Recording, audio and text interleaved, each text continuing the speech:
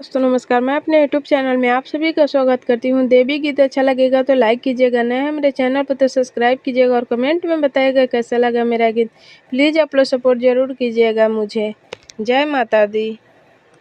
चुंदरी पर राजी बारी मैया हमार हो, चुंदरी पर राजी बारी मैया हमार हो, चुंदरी पर राजी बारी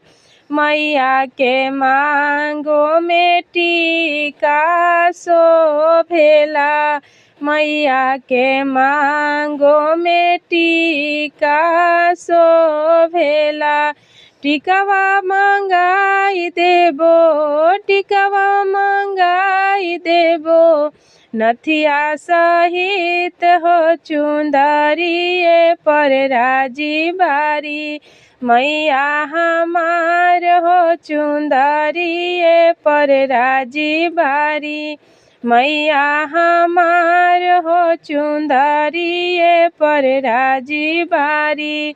मैया के गले में हारवा शोभेला मैया के गले में हारवा शोभेला हारवा मंगाई देबो, हारवा मंगाई देबो अड़हुल सहित हो, चुंदरी पर राजी बारी मैया हमार हो, चुंदरी पर राजी बारी मैया हमार हो, चुंदरी पर राजी बारी मैया के हाथों में कंगन शोभेला मैया के हाथों में कंगन शोभेला कंगना मंगाई देबो,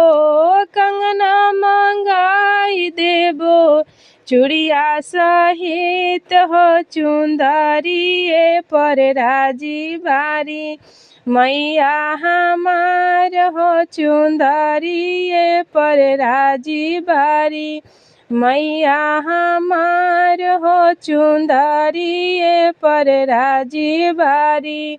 मैया के आंग में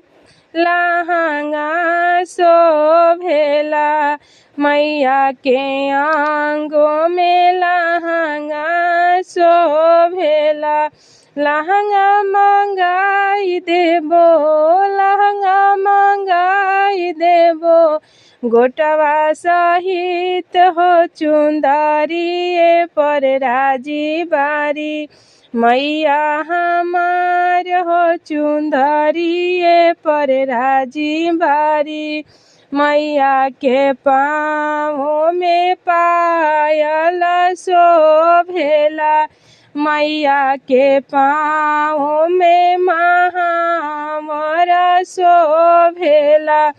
महावर मंगाई देबो, पायल मंगाई देबो बिछुआ सहित हो, चुंदरी पर राजी बारी मैया हमार हो, चुंदरी पर राजी बारी मैया हमार हो, चुंदरी पर राजी बारी।